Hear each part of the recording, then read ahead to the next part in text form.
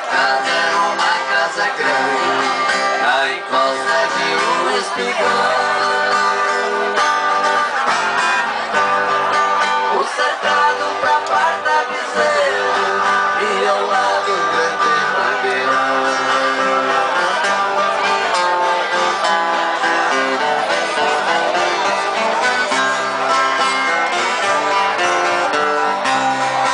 No quintal tinha um forno de lenha, o pomar onde as aves cantavam, o coberto pra guardar o pilão e as traves que o papai usava.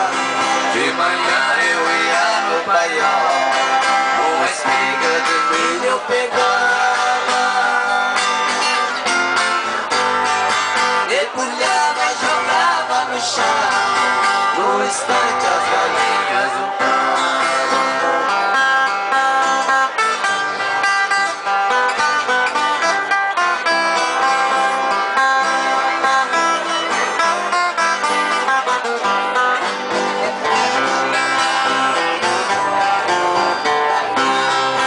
nosso carro de boi conservado, 4 juntas de boi de primeira, 4 cargas, 16 canceiros, encostados no pé da figueira. Todo sábado eu ia na vila fazer compra pra semana inteira.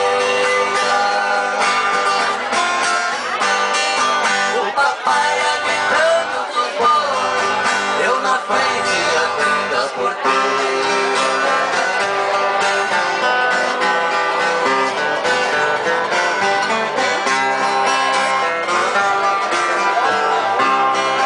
Nosso sítio que era pequeno, pelas grandes fazendas cercado, precisamos vender propriedade para o grande criador de gado. E partimos pra cidade grande, a saudade partiu ao meu lado. A lavoura virou colonial e acabou-se meu bem de cantar.